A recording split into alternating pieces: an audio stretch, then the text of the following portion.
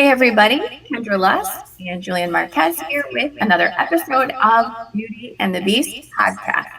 And today we are going to have a very well-known adult industry performer. However, this week it's going to be a male, and his name is Keiran Lee. He's a director, producer, he's an award-winning actor, and he's a dad, and he is full of all kinds of things. He's done 3,500 scenes plus, and we're going to be talking to him today. So how do you guys feel about that? Julian, when I told you that Keiran was going to be on, did you know who he was, or? I didn't know who he was. I mean, I don't know guys' names when it's in the porn industry just because, I'm not searching the guys up too much. Right. So I definitely had to go do some research. I went to the Wikipedia page. I looked at some of the films that he was on, and which I was like, oh shit, he's in Kill Bill, and then I realized, oh, that's not the right Kill Bill. Yeah. But yeah, no, I definitely looked at it, and I was just kind of like shocked. It's like 3,500 scenes. And I think he had like 1,000. He had 1,000 or 1,500 with Brazzers, but that's insane. Think of that. That's like 10 years every single day. Yeah. I mean, he's directed, he's produced, he's all over the place. So yeah. I've known him for a long time, and he's definitely professional, one of the best. He's known not only for just being a great performer, however, he's the biggest prankster. So never leave your phone open because he will hijack your phone. He will hijack your phone. Oh man, are you gonna like see some crazy like video footage of him in the bathroom joking around on your phone? And you're like, oh, what the hell is this?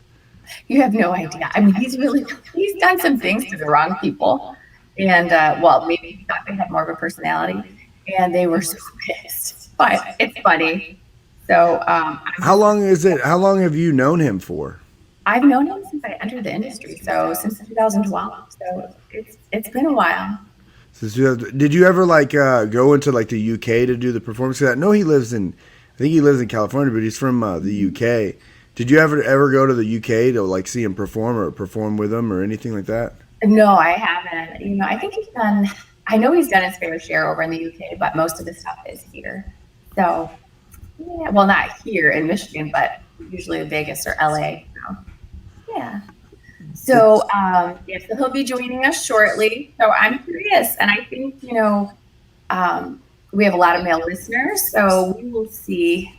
I mean, and too, I'm sure you have some questions you want to ask him. So I am curious to hear. Oh yeah, I'm definitely loaded with a bunch of just random questions that probably make no sense whatsoever, but they're intriguing. Just like, oh, I want to know this, I want to know that, I want to know your take. And it's kind of interesting. Like when we spoke with Lena Paul, and I'm always going to revert back to her because she was very open. But when we spoke to her on the previous episodes, you can ask her questions, and she would explain in like the woman's perspective how she felt and how she's able to get that emotional literacy and connection with one another. And I wonder what the same is for the male, I wonder how he's able to connect with that. I mean, 3,500, different scenes is going to be very difficult to create some sort of connection. Like, that's crazy. Do you know how many scenes you've done? That's a good question. I have absolutely no clue. I don't know. I mean, nowhere near that for sure. But yeah, that's a lot. He started, I think, I want to say 2006, around that time. And we'll let him tell the rest of his story. But he is definitely outperformed me. That's for sure. I'm with it. But until we get him on there, I have some questions I need to ask you. All right. Okay. What happened on Memorial Day weekend? What was going on with you? What do you mean? What'd you end up doing? Oh God, I have to remember Memorial Day. Oh yeah, we just we went over to some friend's house and just kind of hung out, and I mean we didn't really do anything. Okay, I just got a message. All right, so he got it. You guys didn't do anything at all. That's bullshit. You guys are either partying with college students Yeah. sliding in DMs. Come on, give me the Um, excitement. Give me the details. honestly, It's a holiday weekend. we really just kind of relaxed this. I mean, we hung out with some friends, we barbecued, like it was just kind of low key. I mean, I felt like we had something going on. Well, now we went to like two different barbecues. Like it was nothing like super crazy. We got invited to this 40 person, like there's 40 people going on this cruise. And it's not until February. So I mean, we'll see. I'm not a big cruise person. Well, I shouldn't say that because I've never been on one, but I don't like the idea of being stuck on a boat, okay, or a ship with having to like, okay, we go to the port and then be back on the ship. I don't like people dictating my vacation. So I don't know, but the people that are going are really fun. So I don't know. I might take the plunge, but Professor X, I don't think is having it. That sounds kind of like a big old swinger party. 40 people No, going I to mean, a cruise. 40 people in the group. 40 So people in the group. Who do you know? What 40 people do you know that you want to hang out with for 4 or 5 days on a locked in cruise? like, yeah, no, none. Like, not 40 people. There's just no way. Like, I would have a hard time. Well, it just has to be like a smaller group of people that I'm really cool with. Yeah, not 40 people. And I don't know them that That's well. So, I've been on a cruise before and it's actually pretty fun. I won't lie. But the thing is that with our cruise, I was with family. You know, we always hung out with each other throughout the day, but it was a small, tight group where there's many like different activities you could do, from shows, dinners, to pool parties, up to, like I guess like on top of the deck, they had some sort of like surfboard deal and rock climbing activity. Those were fun, but 40 people that I didn't know, yeah. I wouldn't get on a cruise ship. Yeah, I mean, I'd rather spend the money going somewhere else. I don't need to be in the water, being locked in a boat to have fun. I want to run around. Yeah. Yeah, I don't know. And like I said, I don't know those people too many like of them that well. So, and I'm sure it's huge, and we wouldn't all be hanging out at the same time. Like people would do whatever they wanted to do, but I'm Either okay. Like way, I want to take my vacation. I don't want to just kind of like invite. I want to have some sort of idea of what we're doing. So, speaking of vacation, you're leaving at the end of this month, right? Where are you going? you're going to Vegas and shooting some content. I have a few ladies and a few guys lined up. And yeah, it should be a good time. Who And we then lined up? Let's hear who you got on the lineup. Let's okay, hear it. Knock them I all have to down. like look at my schedule now. So I might actually be going to Michaela's fight prior to, so we'll see how that's gonna go. Michaela. Mayor, yep. Okay, Michaela Mayer's fight. Is he going to be in Vegas? It is, yeah, it's in Vegas. So I am super excited. I mean, about that if that happens. I'm just double checking that. So yeah, so that's the 19th, I believe. I feel like that's this Father's Day, and then I fly out the night of the 20th. I might change my flight around. We'll see. That's fair enough. Let's hear your lineup. Let's hear your Vegas lineup. Okay. Let's hear your matchup. We need to start putting out whenever you have like upcoming scenes. We need to put them out like if they're fighting.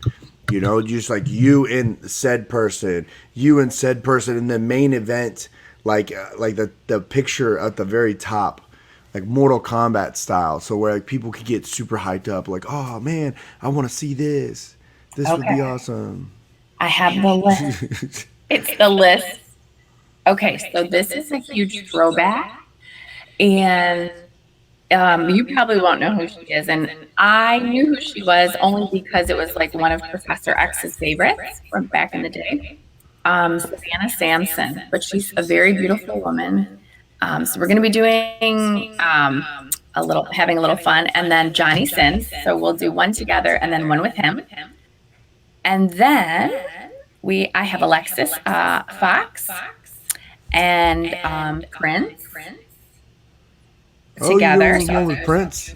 Oh wow. Yeah. I know Prince. Previous, you talked to him on here. He wanted to be on the show as well, which Yeah, you definitely would need to put him on. Yeah, he's pretty cool. He's really cool actually. So, So he's on the schedule. How come I didn't see him on the schedule? And then I have a girl with Madison Ivy. She doesn't do boy girl. Lena Paul and Johnny Sins. And then Joanna Angel and Small Hands. Wow, that's a huge lineup. So you're with Johnny Sins twice with Alexis Fox, which is that's going to be an interesting combination right there. And then you got Lena Paul, Johnny Sins. You're with Prince. Why is it that I know? I'm trying to sit here and think. Why do I know Alexis Fox? What is Alexis Fox from? What is Alexis Fox? She's from Florida. Gigantic, like melons on a tiny little body. I want to say she stays in Vegas though. Maybe I might have ran into her out there. I don't know. I just know that name. And then, so you're doing this. You're there for what, 3 days, and you're gonna bust these scenes out in 3 days? No, I'm there for 5. Oh, you're there for 5 days, and so then like, are you doing individual one and then all together? Yeah, so it'll be like a girl, which is pretty easy. Then like a boy girl, and then girl, boy girl, and then the day I'll have like a day off, which I'll just do girl, and then girl, boy girl, boy girl. Oh wow! And this is all for OnlyFans. Yep. Mm-hmm. Okay, so Madison Ivy is one of like the most popular adult film stars that I know when you do look up there. And how long have you two known each other? Oh gosh, I remember her. Like she's been around for a long time too. So she just started like really young, I believe. So gosh, I don't know her like personally. We've met before, but we've never worked together. So people have been requesting like, oh yeah, that would be cool. So this is your first time working with Madison Ivy? Yes. Yeah. Okay, that's cool. Yeah. So. And how does that work out? Do you just send them a message on Instagram? Do you guys have an app? Because you're saying right now, like, he hasn't put it on the schedule, things like that. I don't know if you have like an app that you guys all use. Yeah, no, we just kind of make our own schedule. Like I say, I want to shoot. Here are the list of people that I want to shoot with or have reached out to me. Like a lot of times people say, oh, I want to shoot with you or vice versa. And then I just give it over to my production person, and then I send the contact info, and then they kind of arrange a schedule. I'll say I want to do this type of scene, this. Don't do this on this day. So I just kind of let them know what I want to do, and they put it together. It's really easy. Oh, that's simple. So that they're the ones that manage everything for you and put it all together, and then you create this entire, artwork for fans and everyone to see. Yeah, I love it. Like I love my team that just helps me organize all of that. That's like I don't want to say the work part, but like that's the boring work part of it. Like all the logistics. Okay, we have to secure like this location for this or this type of thing. The good thing about this shoot or these shoots, we're gonna rent like a big house, and then we'll do like a pool thing, and we're gonna just mix it up. So so you're gonna rent like a mansion style house or like a giant. And you just use it just for one day, or do you rent the whole week? Do you stay there, or do you stay in a hotel? Like, how does that work? Because I thought you would be more like you rent a penthouse and then you have them come into the penthouse. You do that, you shoot the film there, but which we absolutely can, and that's always fun. But I get tired of just the same location. It's like even though if it's a different hotel, it's just like hotel. You don't have many options. So we can't do like a kitchen. Well, I guess you could do a kitchen, but it's just, I don't know. I like the idea of a house to shoot in. It just seems like more real. There's this real bedrooms, and if you want to cut the scene where you want to, peek around the corner, or a cool shower scene, that type of thing. Do you have to notify the people that you're renting their house from what it's for? Not necessarily, but I think they're used to it. I see him. Oh, he finally made it, mate. He's so sneaky. Okay, let me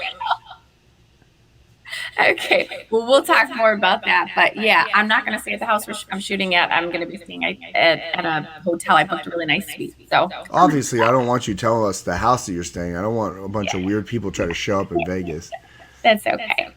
All right, so let's add on the one and only, the man with the insured penis, $1 million. We'll talk about that too. Keiran Lee. It's had some wear and tear on it over the years. Oh my gosh. Thank you so much for coming to hang out with us, Keiran. How are you this glorious I'm, morning? I'm good. I'm good. How are you guys? No complaint. Golden. On top of Definitely. the world over here. We were Yeah. just talking about the different sets that Kendra uses and going into Vegas. How she doesn't like really staying in a hotel doing her next shoot, so they're renting out houses and different stuff. But it, Hotels are a nightmare. No, hotels are a nightmare. Yeah. You, especially if, let's say, the scene's rather energetic, you can be getting knocking on the door from staff and stuff like that. So yeah. And then a lot of the time, you always find like hotel staff recognize you, and so they know what's going on straight away. yeah. Oh yeah, that makes sense. See, but the thing is, like, would you be open if you didn't know and you're not in the industry? Would you be open to know that you're renting your house out to, for porn shoots, or would you be shocked?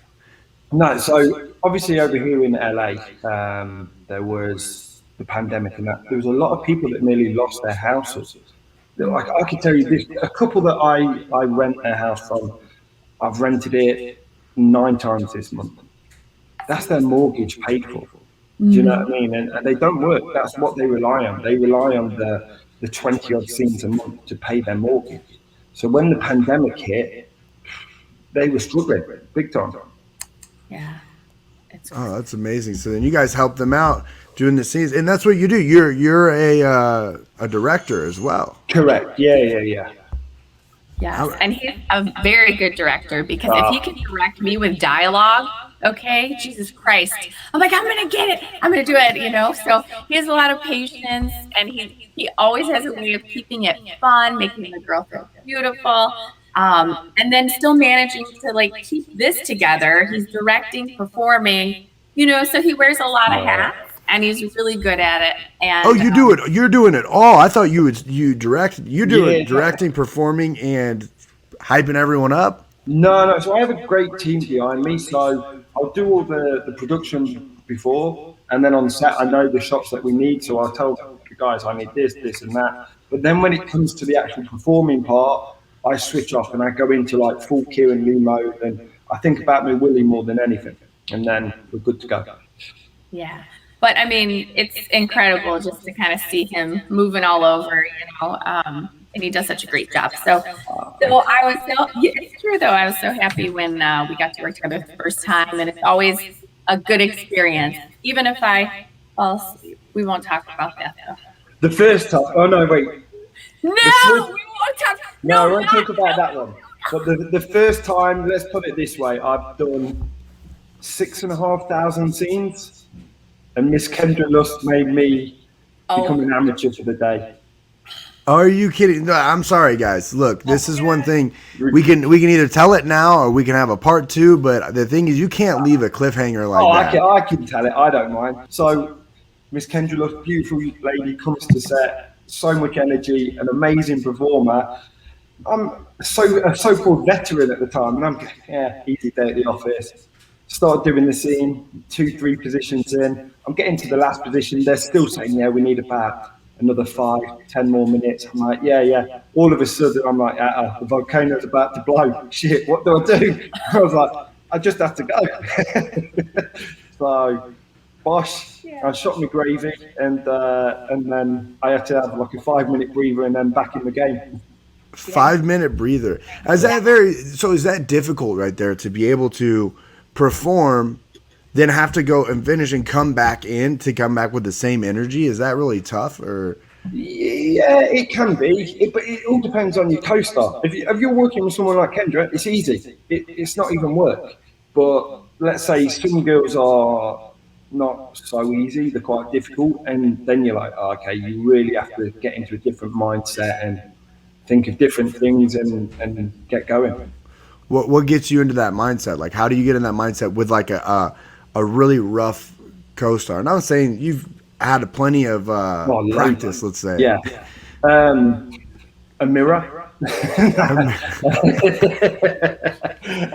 No, I start watching like old scenes, or I start visualizing other stuff, or If it's a girl that she finds quite difficult, but she might be really attractive, I'll focus something that's really pretty on her. Like it might be her eyes, her smile, her boobs, her bum. She might smell nice. So I'll have to really focus on something like that to get through and just ignore the attitude. Man, that's insane. That's definitely a mental game right there. We haven't really spoke to anybody about the mental side being in the performance, and that sounds very difficult, especially if you're dealing with someone that you don't have a connection with.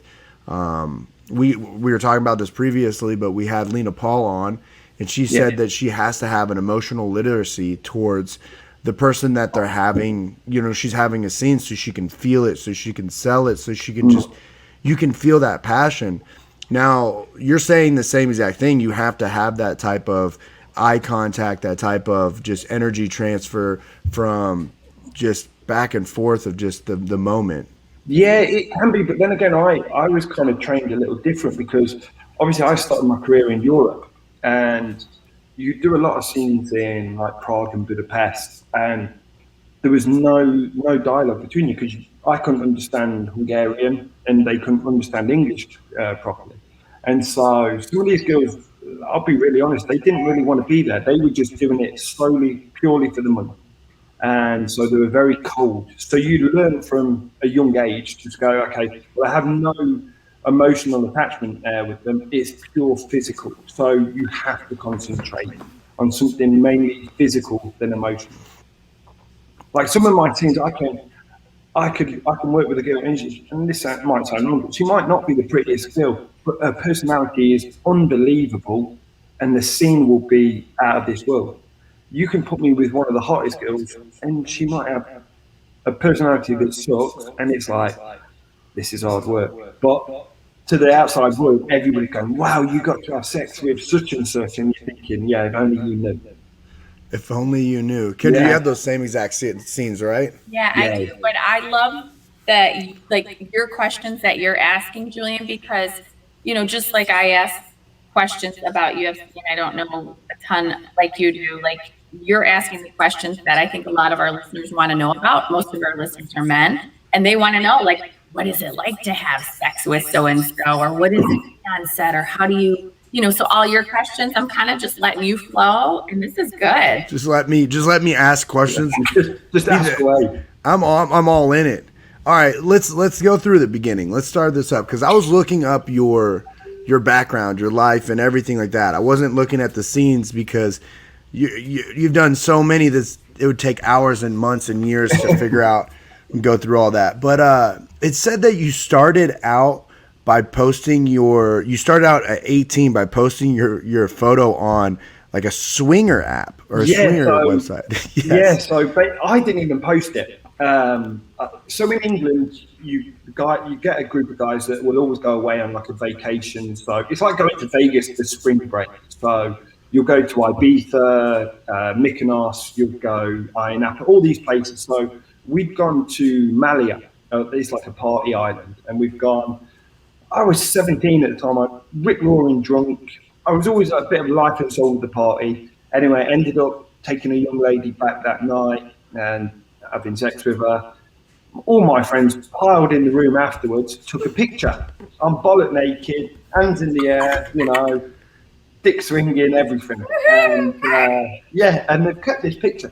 Next thing you know, they've put it on a swingers website. And I was like I said, 17 and a half, nearly 18 at the time. And all of a sudden, I'm getting all these emails from couples saying, "Hey, look, do you want to come and have sex with my wife?" I'm not being funny. All them years ago, I didn't have a clue what swinging was. I'm going, "What? This is a bit weird for me." And anyway, a lot of the women that they were sending through weren't that attractive and that. And all of a sudden, I get this email from a couple down the road in Leicester. This is old school, open the attachment, waiting for a dial up to connect. And then it was, wow, this absolutely stunning Indian lady. And I'm going, this has got to be a fake. And this is like a fake, trap or something like that. But I said, if you're genuine, I'll meet you at this car park, like near where I live. And yeah, I'll do the scene. Still thought it was a joke. So I chucked on my sweatpants. I've gone for a run. And I've got to this car park and I can see this car that they said that they were in. I was like, okay. So I popped my head in and there he, hello mate, are you uh, Keiran? I was like, yeah, yeah, yeah. And he goes, I'm Will and this is Anjali. I'm like, holy mo, okay, this is genuine. I've got to do this now. And so I've just jumped in the back of this car. I didn't have a clue. I'm in the back of the car with this absolutely stunning lady. And then I go, what do I do? He goes, well, can you get your dick hard? Oh, yeah, sure. Well, here you go. And put a condom on and jobs went away and did like the scene. I said, when do you need me to come? He goes, well, whenever. I was like, we've got enough footage and whipped it off.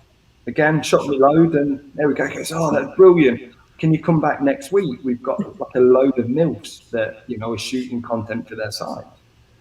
I was in a dream. You know what I mean? I'm like an 18-year-old lad having sex with all these MILFs. It's like something out of American Pie. And like, what was this around that time? Like, they were paying you obviously to do No, this. the first scene I did it for free. Pro bono, baby. Yeah, did it for free. And then after, because I was in full time employment, I was working for the railway in England, and then they came back, and then they started paying me like £150, which would have been like it's nothing. And so I've gone, yeah, sure. And I took it as like a bit of pocket change because back then at that age you don't realise the implications that it'll have on your life. Like being on the World Wide Web and you follow naked, there's implications to it. And I didn't even think about that at the time. I'm just thinking, I'm having sex with hot women, getting paid. I'm living the dream. Everyone's dream. Yeah. And they basically started out as like a husband and wife like website, but they got bigger and bigger and bigger. And then they basically moved into a studio and they were called Kilogram. And they offered me a chance to join them full time.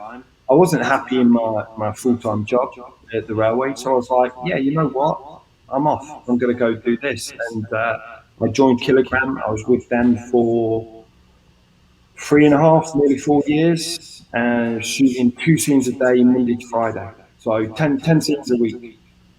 That's insane. Yeah. That's a lot. Know. Yeah, a lot. Everyone's eyes are like, all the guys are like doing the math like over the years right now. Yeah, like it's like there's nearly 40 odd scenes a month. That's insane. So you literally took a gamble, and your life was decided to you off of a one night party with your boys. Yeah. And you took a gamble by jumping into the backseat of a random stranger's car. Yeah.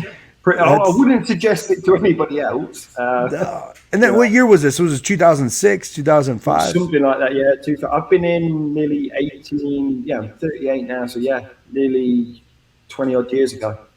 Man, that's insane. So you jumped in the backseat of a car. It ended up becoming the next thing that you ever know. Did you ever imagine at that point in time you were going to be what you are today? Become this like you're not going to be sitting there doing the same typical like railway work, working 9 to 5. No, not at all. It was only till I came to America that I realised, whoa, hang on a minute, my life's changed in a big way because I was with Kilogram and then I decided to leave them, and because I was doing quite well for myself, I decided to go freelance. And when I went freelance, that's when I started working all over Europe, in Prague, in Budapest, Italy, Spain, Holland, all over. Went all over the Europe filming. And I was like, okay, I still kind of treated it not like a hobby, but I was like, I'm not going to do this for the rest of my life. And then I came to America, again, by mistake, really. I came for a friend's wedding, and I knew a few of the American girls that had been over to the UK to film. And they asked me and said, oh, why don't you shoot for this company called Brazzers? And I thought, I've never heard of them. I said, I've just finished, I've done 44 scenes that month. I'm coming for a vacation. And that was it. I came for a vacation. Brazzers offered me a scene. I turned it down. I said, nah, I'm good for the minute. I just want to have some time to relax. And my friend had just got married, so I was playing the third wheel. And I was like, you know what, I'll do a scene, why am I here? And I ended up shooting a scene for Brazzers. And I shot with a lady called Misty Vonage. I still remember the scene. And they said, oh, you broke your leg, so you've got to stay in character. So I'm going, okay, broke my leg in character. So I did the whole scene on one leg. And then they've come to me afterwards, went, that was amazing, great scene. But why did you stay? Why did you hop on one leg? I said, well, you told me to stay in character. I've broke my leg, haven't I? I said, I can't just put my leg down in the middle of the scene. They're like, yeah, true, but yeah, you can put your leg down. And that was it. And I ended up shooting for them the whole week. And I flew back to England. I flew from England to Russia. I was filming in Russia, St. Petersburg. And then Braz has offered me a contract. And 15 years ago, that was. Holy shit. Yeah. You've traveled the world. You've, got job after job. You built an entire empire. You're doing every man's dream. You're living literally the golden life of what every 18-year-old kid would imagine. Yeah. The real question is, what's the biggest struggle? What's your struggle when it comes to that? The biggest struggle for me is being accepted in the big wide world, because no matter what you do, everybody will always look at you as a dirty pornographer. Mm-hmm. That's your biggest like downfall. Like I've had it times where probably I've got children now. I've got 3 children, and I'm very protective of like who they hang around with, because I don't want them being judged on what I do. I have Keiran Lee, the adult performer. Then I'm also a father away from that, and it's totally different. My life is totally different. People probably think, oh, you're a porn star, you're partying, you're doing drugs, you're having mad orgies at the weekend. It's anything but. My weekend this weekend is going to watch my son play soccer. He is really good too, by Yeah. the way. Just And saying. that's yeah. And all are adorable. Like they should be. I'm just throwing my 2 cents in there. The picture perfect, like that family, like you see on cards and things like that. Beautiful wife, beautiful children. Yeah, they're brilliant. But that's the thing, and that's one of my big struggle. Like a thing that really hit home to me was maybe it was about 8-9 years ago. So I have a lot of friends that are in the soccer industry, the soccer players and things like that. And I got approached. My mum's a nurse back home, and I got approached by one of the nurses and said, "Look, we've got a little boy. He's not very well. He wants to go to watch this football game, but there's no tickets. It's sold out and everything." I was like, and it's away from home at the end of the ground. I said, "Look, let me see what I can do." So I managed to get him a ticket, and then they went, "Oh no, it needs to be in one of the executive boxes, because he has to have like an oxygen tank with it." Oh. And so I managed to sort it, and I stayed up all night till like 3-4 o'clock in the morning. Managed to secure them a ticket in an executive box and everything. And afterwards, I got an email, and they said, "Look, thanks for everything that you did, but we prefer if we don't want you to post anything or anything, because we don't want to be associated with your kind." And that was like, well, that kind of really hit home. And I was like, hang on a minute, and like, God rest his soul, the little lad died like 4 or 5 months later. But it was kind of sad, you know what I mean? And it's like, they just didn't want to be associated with you just because you're working with the adult entertainment, but they didn't mind reaping the benefits of the people that you've known through the adult industry. And it's a little sad that people judge you like that, because at the end of the day, porn stars are still human.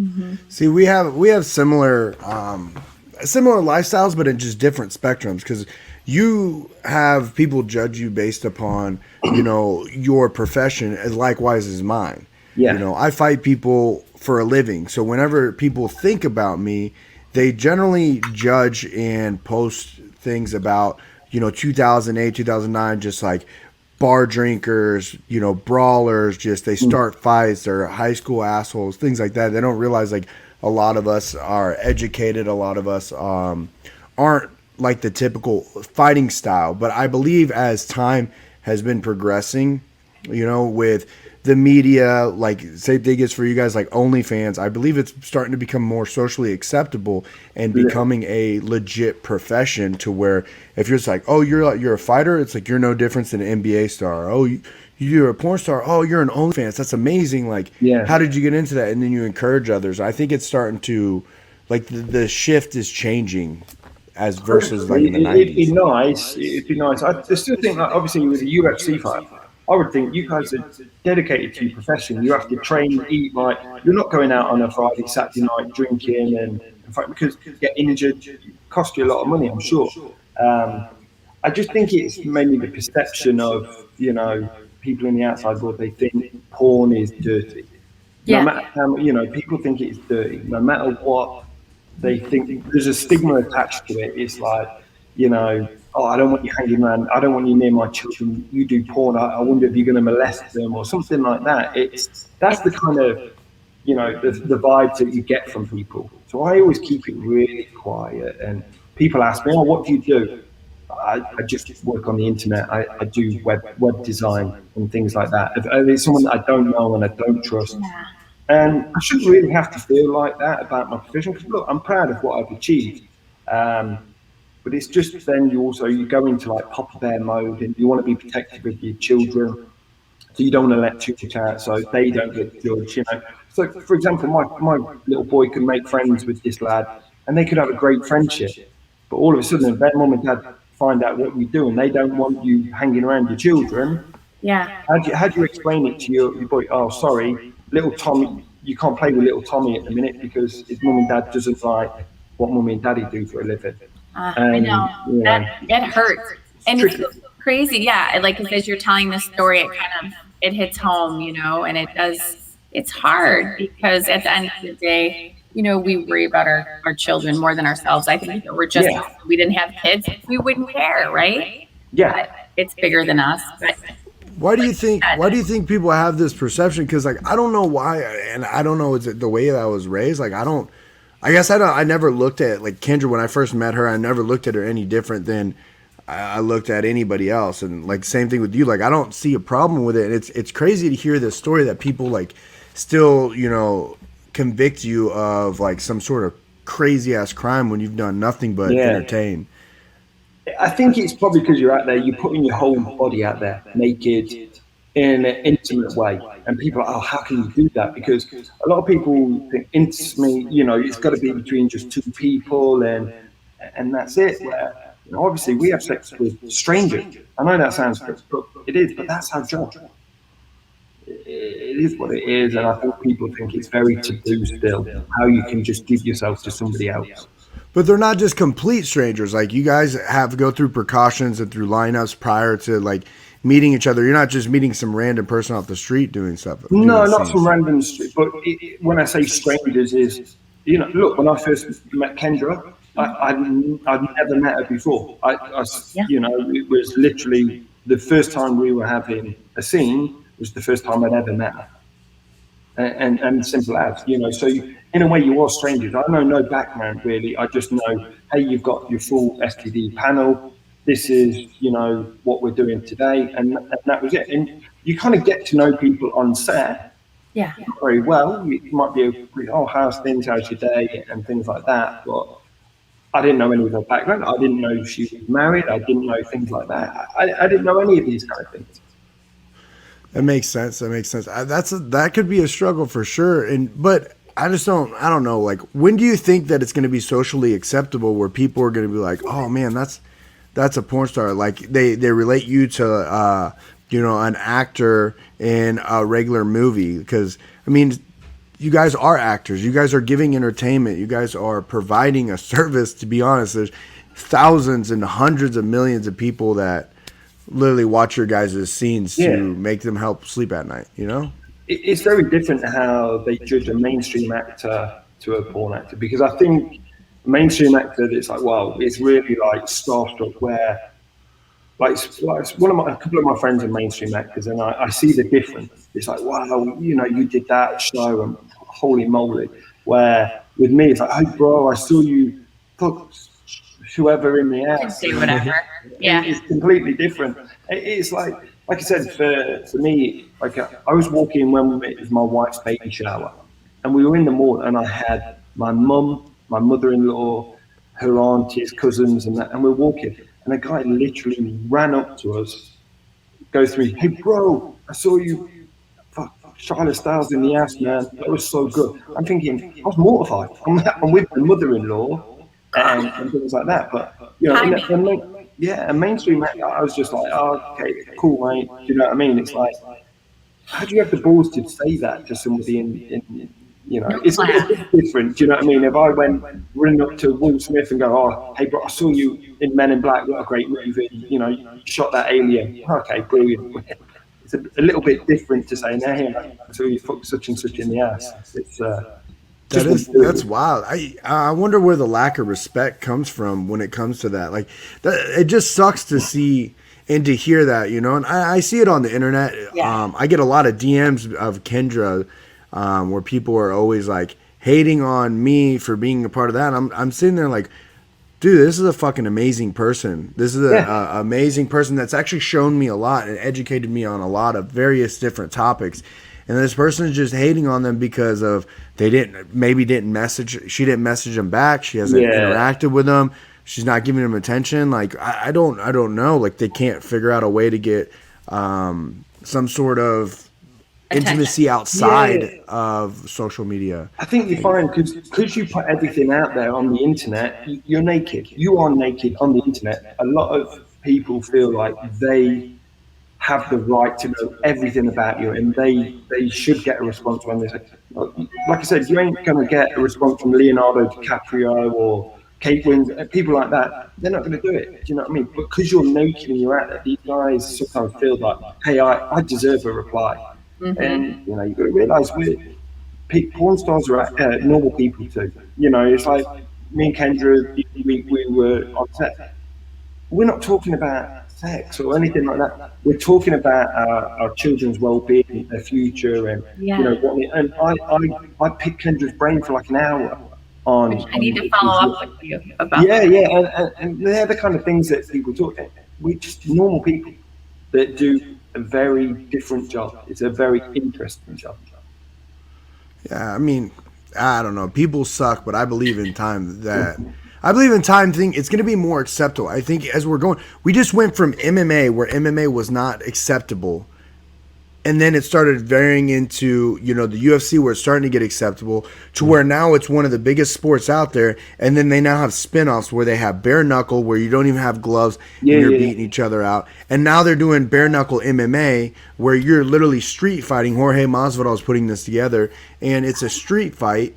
It's going to be at the deal. It's in a cage, and you're using bare hands. So it's like we're starting to get more and more acceptable and get more risky. Where I believe it's going to start changing for the industry because I think OnlyFans has changed a lot of people's minds. OnlyFans, Yeah. the pandemic has opened a lot of people's minds to it. Like there's a lot of people out there that I know prior that many years ago were all like, oh, this, that, and the other, and now they have their own OnlyFans. I'm like, oh, hey, look how the Yeah, tides yeah. have changed, and it's like, and I encourage it. I think it's awesome. So I do believe right now, I know it's tough, but I think that you guys have opened the door for a lot of Future younger generations. Yeah. generation to start feeling comfortable. And I think that's amazing. Like if it was not for you guys, you wouldn't have opened the door for the youngest generation to come through and to have that ability and also know how to react when it comes to these assholes or these just disrespectful people because you guys put your stories out there and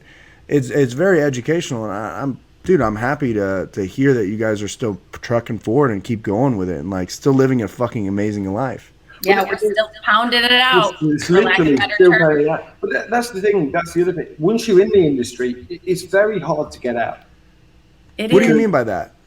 because listen. Let's say I said I've had enough of doing the industry now. I want to quit. If I go to get, I've been in it 20 years. If I go to get a job now, who's going to take me on? What have you been doing for the last 20 years? I've been having sex with women every day of the week. Okay, but what have you really been doing? No, that's been my job. Do you know what I mean? And so, like, look at some of the. I could take an example. I think he did an interview not long ago. Randy Spears. He was a actor in the business, really popular actor. He quit the industry, turned to the God and things like that. But he couldn't get a job to save his life, and now he's working as a he's working as a fishmonger in a supermarket. You know, I can't imagine that was his goal when he set out in life, but that's the only job that he could get now to support himself and his family, because nobody will give him a chance. And this is a very talented guy, he's, educated and things like that. But it's hard then to integrate back into, the big wide world. Like, there's so many restrictions. Like, for example, with me, I remember I was with Chase Bank for many, many years.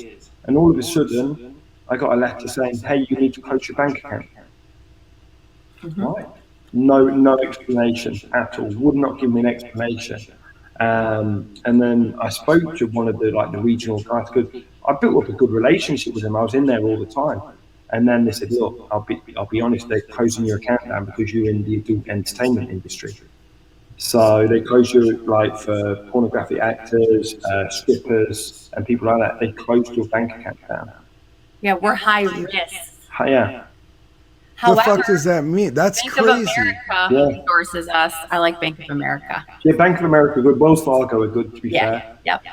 Man, that's crazy. So a bank shut you down because of your, a job title. I've had it twice. One with a bank in America, Chase, and then the HSBC in the UK closed my account down. They allowed me to set up a premium account and set over a load of money. And then maybe 2-3 months later, I must have done an article in the UK, and someone, I don't know, they must have reported it or it flagged in some kind of system. And the next thing you know, I think it was 2 weeks to withdraw my funds and put them back in somewhere else. And it's like, okay, so yeah. So, but they had to pay for that. You didn't have to pay to get it withdrawn, did you? No, I had to pay. So they just say, if not, your accounts will be frozen. Your account will be frozen, so you wouldn't have access to your money. And then you have to go through a whole rigmarole of trying to get your money back and things What like a bunch of scumbags, man. Yeah. That's why we don't like the banks. That's why cryptocurrency's taking over. I'm loving crypto. Yeah, for sure. Yeah, you're pretty big into that. Yeah, I like all the crypto. I have a great movie for you. Look, I got something for you if you ever wanted to get out. And I don't know if you thought of it. Now, I think you should do a video or a movie, like a legit movie of an actor or a porn star, a successful porn star, male or female, that is building their career up, becoming one of the greatest things in the world, greatest, role models. Everyone loves her. Everyone knows them.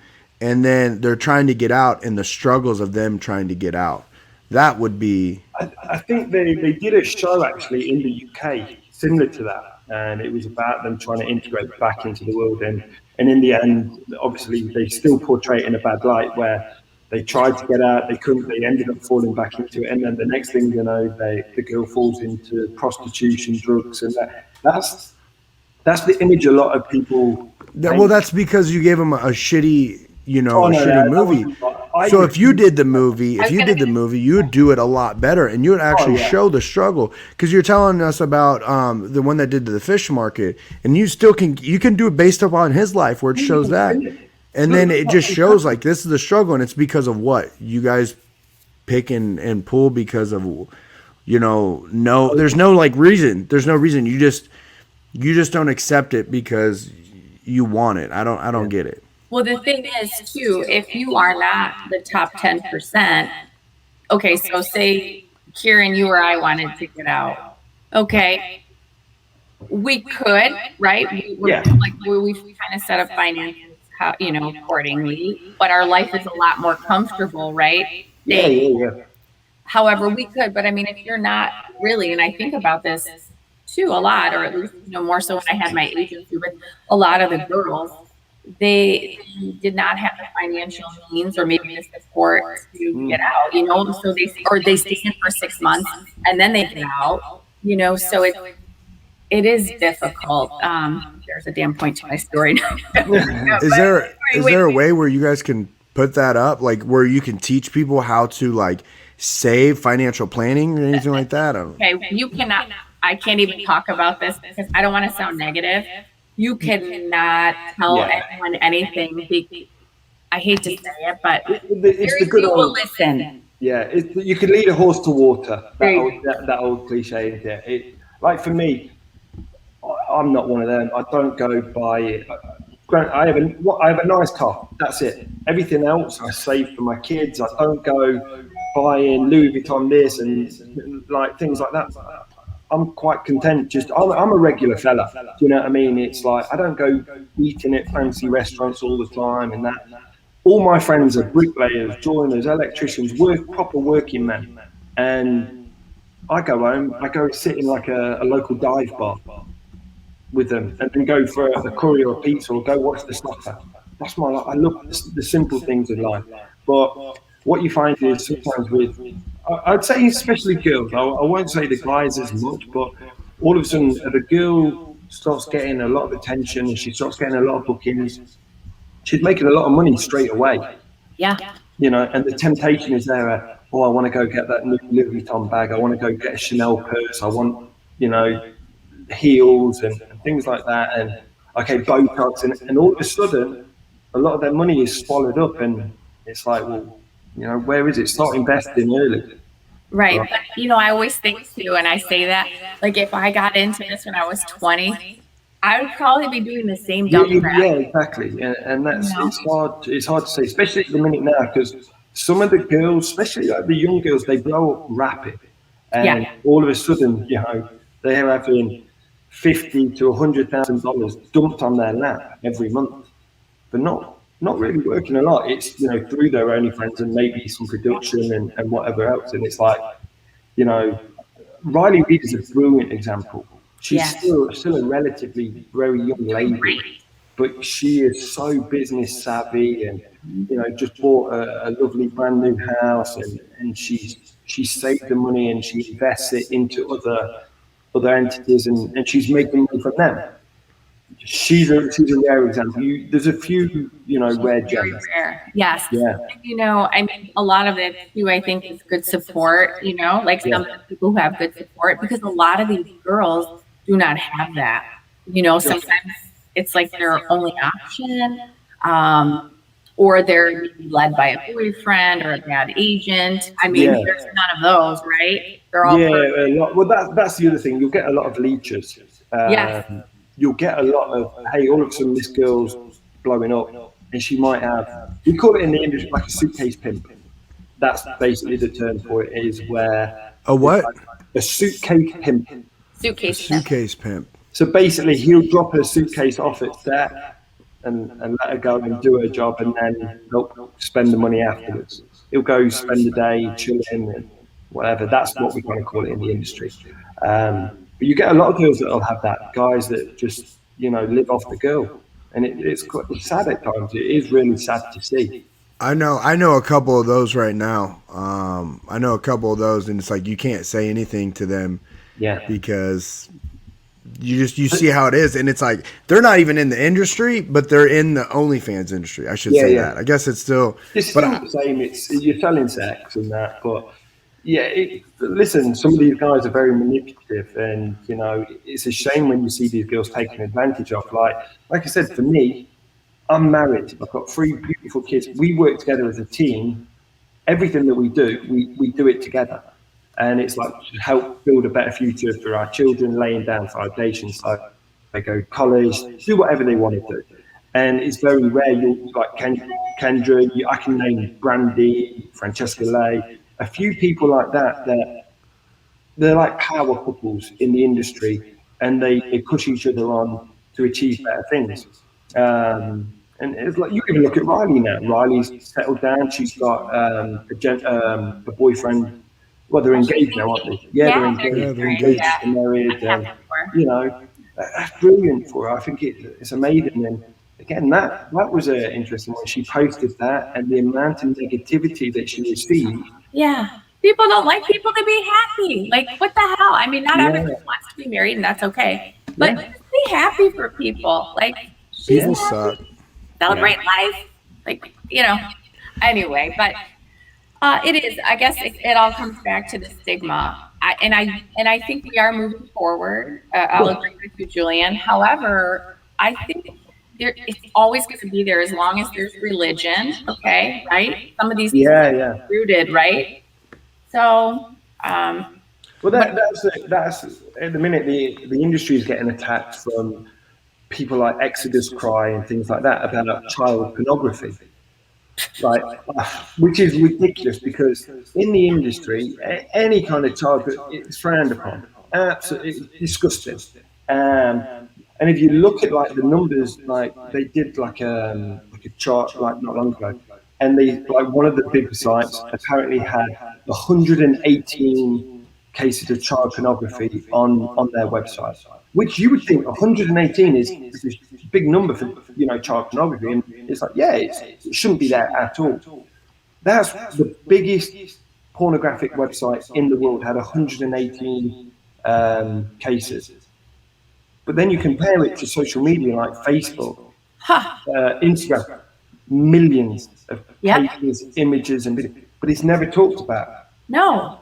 Well, because media. Well, because of the media, yeah. And that's crazy. Do you know what I mean? Like, you can have the biggest porn company in the world have 118 cases, and it's lit up everywhere from every aspect of this is disgusting, this porn is disgusting, needs to be shut down. Yeah, hang on a minute.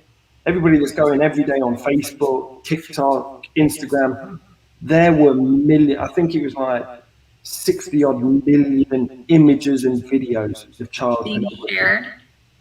Yeah, and it's like, you mean there's videos on, like, actual videos on Facebook and Instagram? Yeah. See, I don't look through Facebook like that, and that's not one of my search engines, and I don't ever see that. That's crazy. The people that do want to find it can find it through these, Facebook and things like that. Like, look at one of the big concerns about TikTok. Obviously, children are on TikTok, and that's where a lot of pedophiles and things like that were tapping up children. How many times do you see, like, on Facebook? I don't know if it's as popular over here, but in England they would have like sting operations where there would be I don't know what you call them, like pedophile hunters, where they would set up a fake profile as a child, and they would be talking to grown-ass men, and these men would then send in pictures to the girls, send me this back, and arranging to meet these girls or boys, I don't know, at like locations near them. But how easy is that? How easy is that access for pedophiles and that? It's through social media. Everybody has it. They had that. They had a TV show back in like the early 2000s. And I can't think of it, but they would do that. They would sit there and they would message them. I think it was. It was on Dateline. Yeah, it was.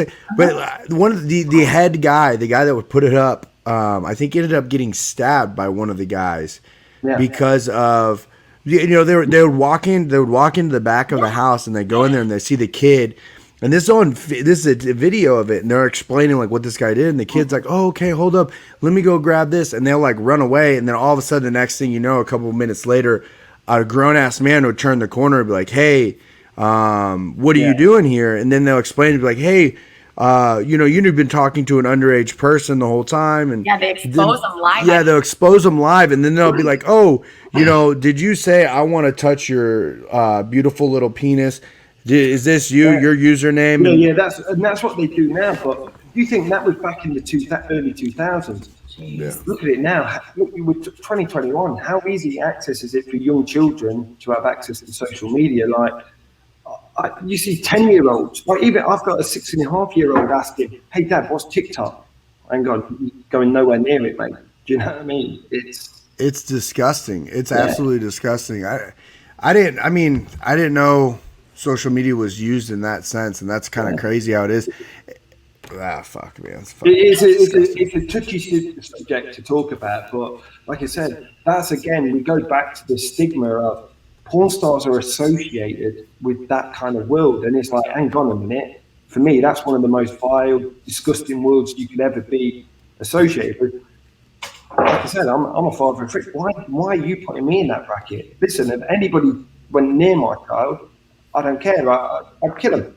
Simple as that, Yeah, that's even like that in jail as well. It doesn't matter what you are. It doesn't matter what you did. If you did anything to a child or anything like that, then in prison they don't give a shit. Good. You have to be crime. And everywhere, and it's crazy how they would connect you guys to that, and it makes no sense. but it just so it might happen because they're connecting porn and the industry. It's on a local website or most visited website that you can find that image. Most people don't sit there like I didn't even know that that there are You think pornography like that on the first Instagram. time, yeah, when these guys are busted and that, the first thing that they come out with a lot of the time is, I'm a sex addict. I'm addicted to sex. So what they do is go, oh, you're a sex addict. I watch a lot of porn. Okay, so now I link porn to child pornography and paedophilia. So it's all in one vicious circle. Just because, listen, there's people, drug addicts, alcoholics, there's people that are addicted to everything. Doesn't mean that, what, do the breweries and think, should they be responsible for alcoholics? Should pharmaceutical companies be responsible for drug addicts? No, they're not. So why should sex addicts, be, the porn response be for them? It's a deflection. It's a deflection. They want to deflect, and not take responsibility. They're the victim of Pornhub or whatever. And it's bull crap. It's bullshit. But I like the analogy you use because I don't think people think of it like that, because I didn't even think of it like that they would link that to that. But and that's the sad thing. And it's like I said, it's a vicious circle at times. And like I said, we all lead totally separate lives to what people see on camera. I'm pretty sure Riley and whoever on doing 5-man gangbangs on a Sunday afternoon. No, she's probably waking up, going for breakfast with her fiance and having a stroll around the beach or shopping or doing menial tasks like cleaning the house or whatever. But people don't see that side of things, which is a shame. Okay, so we kind of got deep, and that's good. No, that was a deep. Sorry, normally I'm like the life and soul of the party, and I've gone straight in the deep end, don't I? You know what? I like that. Because this is the thing. This is the world. What the world needs to see, and this platform is used for that. And that's what I want to do. Is like for us, is like I don't know, man. Everyone always judges you. Everyone always looks at you because that's how they were taught. And that's how they're raised, and that's how the people around them will like point the finger and say that. But everyone's normal. I mean, I just want people to understand that. We're all human. We love what we do. We do the job. We're entertainers. We're performers, and we're no different than you and I. Like there's no difference, and that's what this is for. And I'm pumped that you actually opened up and you said what you said on there because it's true. Yeah, it's true. You're opening up the eyes. There's gonna be thousands of listeners that listen to this and be like, "Damn, I never really thought of that." Yeah, for sure. Okay, so now that we got deep, I want to kind of. I mean, boy, I want to like keep you on a lot longer, but I know I'm here all day. Listen, if I don't, my missus will have me clicking the ass in a minute. So keep me here all day. I'm working. Okay, so I guess. All right, so I had actually a few things that I had written. Like, okay, but we covered a lot of it, just naturally talking. Yeah. I don't know. I always want to ask you guys like, what was. Because I think guys want to know, like our listeners want to know what the funniest or worst like day on set for you was, like the biggest nightmare you've ever walked into. And I think you might have shared something because you were working with Danny Mountain. Maybe that was one of many. But anyway. No, I think there's so Manuel, me and Manuel would have a lot of funny stuff. Like me and Manuel, we went to France and we were filming together in France, and we were, again, what a brilliant trip. We're in like Cannes, Marseille, and we're on this beautiful boat filming scenes. I think there's about 10 girls on this boat, and we're doing scenes with all of them. Me and Manuel get on the boat, and all these girls are suntanning and naked and running around. Me and Manuel are sat at the back of the boat, and I just looked at him. I went, I don't feel too good. He goes, yeah, I've got a bit of seasickness as well. And we've got to go and have sex with all these girls. And I'm thinking, oh, no. And we had to do a DP. And I still remember, whoever was laid flat, it felt a lot better. And so in the stills, one was laid flat, one was standing up. But the person was standing up, you're rocking like that, trying to do a scene. And it is horrible. And we swapped in the pictures. But when it came to video, he didn't swap, so the whole scene I'm just swaying back. I was like, as soon as I finished, I was like, I want to throw up so bad. No. Oh, it was horrible, but yeah, And then that's like the funny side, but then there's been a few horror stories as well. I remember, I won't name names, but I worked with one lady. It was, I've worked with her a few times, but it was an anal thing. Yes. First time, she pooped on me. I'm like, okay, it is what it Oh is. dear Lord. Second time I worked with her, she pooped on me again. I'm like, I just have really bad luck with this lady. Third time I worked with her, she sat eating chips, peas and onion chips that stunk.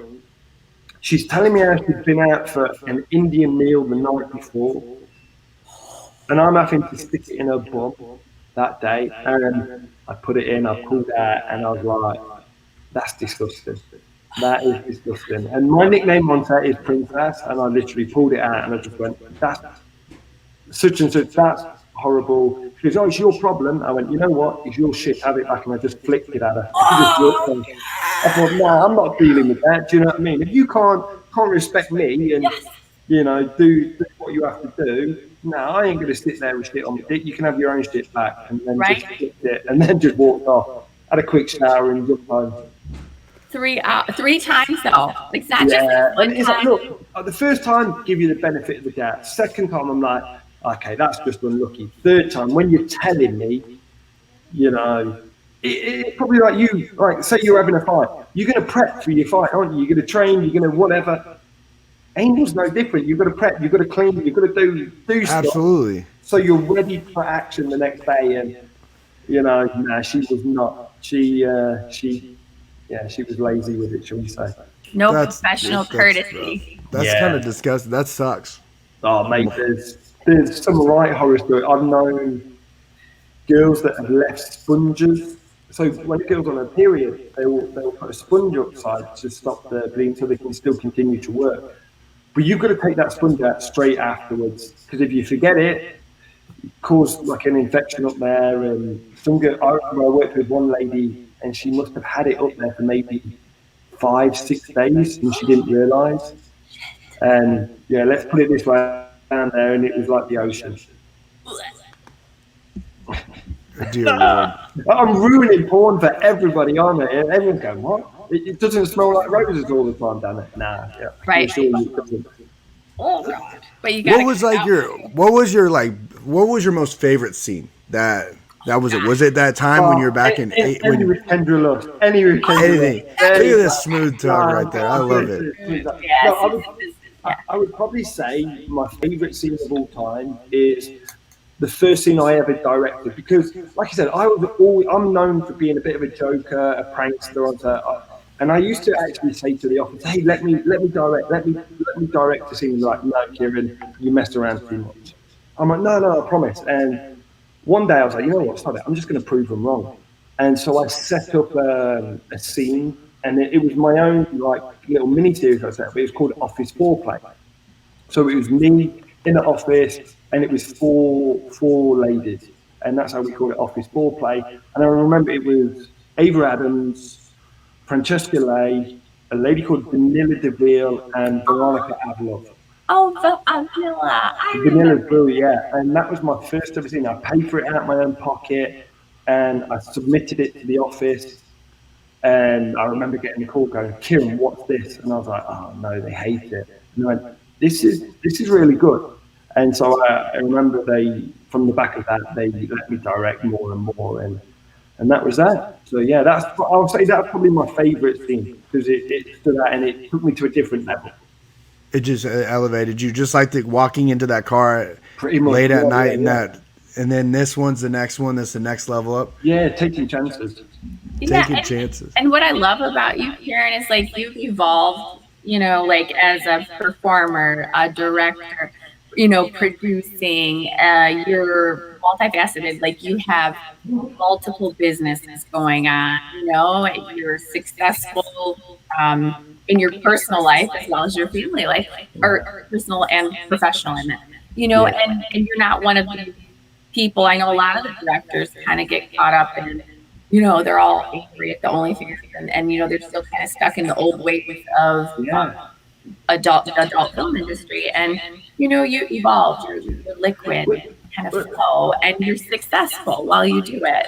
I don't get I don't get a lot of the producers that, are bitter towards OnlyFans and things like that, because if you think about it, it's encouraging more performers into the industry. So if Yes. there's more performers in the industry, there's a bigger talent pool, then people are going, hey, we want to shoot more production. That's keeping them in a job. Yes. And, some of these producers, they're obviously camera guys as well.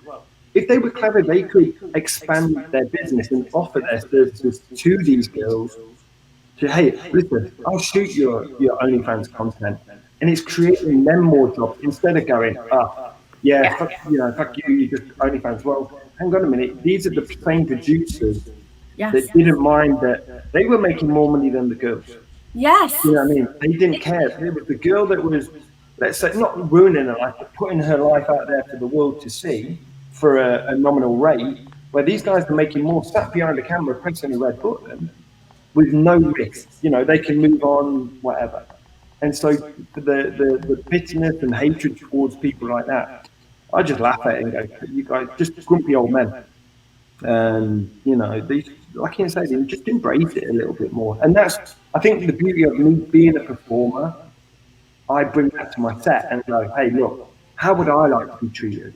Listen, do I want snacks? Do I want a Red Bull? Do I want water? Do I want this? Yeah, have it all there ready, because that's what I used to want, Yeah. I never say to, like I used to have, directed back in the day, right, you're going to do a full scene on a rock, standing positions all the time. I know as a performer, that's a hard day at the office. And it's like, well, I'm not going to make it harder for a scene that's not going to be as good. So now it's like, if I'm shooting somebody, it's like, okay, what do you want to work on? Hey, let's do this. Let's make the scene easier so you have more fun. The scene's better, and people enjoy it more, and they have a better day on set. And that's what I'm very particular as well with the crew that I have. I don't want someone that's coming to work just hating life. It's like, come to set, have a laugh, have a joke, and just be pleasant, and that's it. Yeah. Just don't leave your phone open. Yeah, don't leave your phone near me. I'm a nightmare, absolute nightmare. I got in trouble about that with one lady. She went absolutely ballistic. But I think she was crazy already. Yeah, she was a bit nuts. But if job. you leave your phone, I've got a tendency to grab your phone, go on Twitter, and say, "God, I just shit myself." And I've done it to pretty much every girl, and yeah, one girl was not impressed that I did it, and I did apologise to her, and it is what it is. You shouldn't even have bothered. Who cares? Let her get over it. Yeah, it's a joke. Do you think that being obviously, being a in the porn star industry or in the industry and dealing all these scenes make you a lot, I don't want to say a lot, make you a better director and a better host for all the other, talent? Yeah, for sure. There was a director back in the day that used to shoot me called Christoph Clark, and his thinking was the guy and the girl are king and queen on set. Make them feel as comfortable as possible, and you will get the best day. And listen, let's say I came to set and I'm just talking down to her and going, "Hey, that looks like shit. Hey, you're not posing right. You're not doing this right. Hey, we don't have this on set, but you bring it yourself." She's not going to want to be there, is she? Why would you? It's no different if you're working in a retail store and let's say, okay, there's no AC or there's nothing. You don't get break. You're not going to work as hard. You're not going to enjoy the job. You're not going to do it to your full potential. So I kind of go with that philosophy on set. Make it fun, make it enjoyable, and people love it. You know what I mean? How do you ask somebody like, obviously you have to get the right angle, the right scene, the right movement, the right connection and stuff. And then if you see something that's not working, you see something that's not producing that visual that you want, how do you tell them that without kind of ruining that moment? I'll cut and go, hey, it doesn't really look right. It's not working for me at the minute. I'll just say it's not you guys. It's just I think I want this angle from it. And I put the blame on myself. I go, shit, I should have set up this. And I should have set it up differently. I should have set the light here. Sorry, guys, can we just freeze a minute and come back to that? And that way, it's a kind of I'm telling my truth here, aren't I? Girls will be like, oh shit, I wasn't doing it right. But no, that way, I put the blame on myself. Because what can I do? If the blame's on me, they don't feel bad. They're like, oh, he's fucked up. He's messed up here. Yeah, and then they'll walk away, and be like, God, this fucking this director, Yeah, and director that's made me it. repeat the same. Yeah, but if I go in and go, hang on, that looks like crap. You're not doing it. It looks not a good position on you. Let's say, for example, I'm shooting a girl in like reverse cowgirl, and I don't notice maybe her scars were really bad or something like that. I don't want that out there on the internet for the girl to see, because people are vicious. Oh, look at her scars, look at this, and I'm like, no, it's not a good look. Let's just move it, scrap that clip, and move it onto something that really accentuates her beauty, instead of like focusing on the negative part of her. But That makes sense. I'm not going to say that to her. Go, hey, look, this looks like crap, because she's going to walk away from that set, and it's mind games then, because all of a sudden she could go back and go, have I really got bad? Have I this? And it can trigger something. It's like even little things like I'll do when I'm performing. I offer the girl different colognes. Like, which cologne would you like me to wear? And people used to like, go, why do you do that? For me, it's a trigger. Listen, I could wear a cologne that her dad used to wear, or an abusive boyfriend wore, and she's going to have sex with me, and all she's thinking in the back of her head is, fucking hell, he smells like my dad. She's not going to enjoy it. Or I had a boyfriend that used to hit me about, and he wore that cologne. It's a trigger, a mental trigger. So, give the girl an option, and just make sure, like, she feels good and on top of the world. I feel as if you've broken a lot of hearts over the years. Just by listening to your smooth talking with your just, hey, which cologne do you want? Which shirt would you like me to wear? You're very smooth, bub. No, I think it's just, I don't know. I'm a mummy's boy that brought me up with manners to respect a lady. That's like one of the first things that I've taught my little boy is respect a woman at all times. He's got a little sister. If we go to a restaurant and it's cold, Max, what do you have to do? And he has to give his shirt, his jacket to his sister to make sure she's warm. Open the door, let her in first. Like, it was his mum's birthday, and I gave him $100, and I said, look, you're going out with mum today.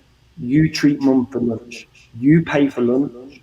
And I'm very old school in that way. That's how I was brought up. Is look, a man. Times are changing, but I'm like, look, a man should get the bill. And things like that, and that's just how I'm brought. I'm not saying it's right for everybody, but that's how I like it. You put a lady on a pedestal. See, and that has scored him a lot. Yeah, well, my wife. Listen, I'm punching so above my weight. My wife is an 11 out of 10. She's absolutely stunning, and it's just the smooth talking that got me there, I'm sure. It's just the smooth talking. She's like, oh, I like this cologne. Yeah, she never forgot the cologne. She never forgot the cologne, and yeah. she wanted to keep going. She buys you that same cologne, doesn't she? Yeah, that's good. Now she actually picked my colognes out. I really like that one. I'm like, yeah, go on and babe. Got it. There you And go. true to the show, I have one cologne that I'll only wear for my wife. Oh, really? Yeah. So, And what cologne is that? Creed invented this. That's the only one that's her cologne, and I won't wear it on set. That's just mine and her little thing, so I smell different. Oh, that's good. That's Little things like that people don't think. Do you know what I mean? It's like, hey, that counts though. That counts. That's brownie points. So That's interesting. I kind of do the same thing. I have one that he likes that I wear. Yep, and I wear anything that he doesn't like on set. Like that's it. That's like I said. We have so separate lives. Set life and home life are completely different. Like, I got lit up years ago. Like, I did an interview for a newspaper. On set, people think Keiran Lee is a stud. He can have sex for hours. We've seen it. I go home with my wife and I two-pump trumpet. I'm like, oh babe, this is fantastic. And I did that in an interview, and the headline was "Porn superstar is a flop in bed," and it's not that. It's just I have such a connection with my wife. She knows all the buttons to press. Listen, I'm human at the end of the day. If something feels good, I can't hold back. And she knows them buttons to press. So, yeah, on set. I love that headline. Is a flop. Oh, it's absolutely ridiculous. And it went everywhere. And I'm getting it sent. I'm thinking, I'm really good. I'm really, really good in bed. I promise you, look, it's out there for the internet. But yeah, at home, I'm pathetic. Man, headlines, that's all clickbait. I just got attacked recently on clickbait, and it's hilarious. Like, people don't ever look, they just look at the headlines and they're like, oh, that's 100% true, this person sucks, or this, like, but it's like when you click on the deal, it's like, that's not at all what this talks about. Yeah. That sucks. So, Keiran, we've kind of talked about where you started, your transition in your career. I guess the next question is, what are your plans for the future? Retire back to England. I miss England so much, and that is my goal. Like I said earlier, I'm a huge mummy boy, and I'm thousands of miles away from home. LA really isn't a place to bring up children, I think, and so I want to get back. And I have such a strong core group of friends back home and my family, so I want to get back there. Continue working in adult. I still really I enjoy working in adult, and like I said, it's created other opportunities that are away from adult that I want to explore. But I'll still keep my toe in there, and as long as I can at the minute, because like I said, it's very profitable. Why are you going to turn away from something that's so profitable then, and providing you a nice lifestyle for your family and things like that? You can do nice things like fly your friends in to come and visit and things like that. So while the money's still there, I'm not going to turn my back on the industry, not one bit. But I will explore other things that might tweak my fancy. But like I said, the ultimate goal back home, make sure I'm there for my mum, and that's it. Oh, I love it. Well, I feel like that was on it, Julian. That's a smooth answer. I like that. I like that, bro. You got this down. I feel like we need to. Well, we're gonna have to do a part 2 because there's still. I want to take fan questions, and I know there's a lot that I still want you to talk about. To tell, any day of the week. But we are gonna call it a wrap for today. Yeah. Please tell. I have before we cut him off and get him on his Instagram and everything. I have a question for you, Kendra, because I'm sitting here and it just dawned upon me when you started talking about the UK and everything. I was like, oh shit, we've talked about him on this podcast before, and that's where we have the snippet of that lady saying she tuned in the Beauty and the Beast podcast and she was hearing about butt fucking and all that. Is that which one was it? This was him we talked about. He's the only, like, when I think of United Kingdom, like, UK performers, like, he's it. Like, when I think of, like, top 5 males, he's it. So I don't know. I think there's Danny D as well. He's another English guy. That's really but I've never worked with him. I don't know him, and he's not you. We spoke about it because she called you the king. She called you a king, and I was like, man, why do I know this person? She was a UK king. And then you said that you would be on set with him and that it would be just like wild. It would be a crazy set. He would steal your phone. Yeah. And it's now dawning upon me. That's him. And the lady, that was the one where we were talking about anal and the anal prep. And that old lady got on. This old lady got on. We weren't even talking about you. Kendra was talking about how she has to prep for it. And the lady got on. It just like she sent a video to us and it's pretty much said she was like, oh, I think she's gonna talk and have an interview of my friend and everything was good, and next thing you know I get on there and it's about prepping, and I was like, oh wow. Stuff. You never know what's gonna pop up or pop out. Now I'm putting 2 to 2 together. I'm putting it all together. You're the king of UK. You wear the crown. For sure. I mean, not just UK, like there, and then he came over here. I was the only Brit to conquer America, shall we say, apart from the Beatles. That's true. Okay, well, Keiran, please tell everyone where they can find you, links, anything you want to let us know. Just find us on Instagram and see my little crazy snippets of my life. Apart from that, that's it. I'm easy. You'll find me if you want me. Is it Sir Keiran? Keiran Lee? Sir Keiran Lee, I think. I'm actually a lord. That was the best thing. I'm actually a lord. You're a lord. You own a piece of land in the UK then? Yeah. So I'm the hardest person to buy for. And my wife did it at Christmas. She bought me a bit of land and gave me the title of lord. So I should change it, shouldn't I? Lord Keiran Lee. I Lord love Keiran. it. I think I'm gonna buy a piece of land now Do it, just mate. so I Do can be it. a lord. Lord Julian Marcus. It'd be a cracking name for you, mate. Let's go. I'm with it. Awesome. Well, All right then, guys. Well, thank you for having me. thank you Hey, for thanks for being on, man. I hanging appreciate out. you opening up. It's Always. awesome. The family. You too. Take care, guys. Have a great day. Bye bye.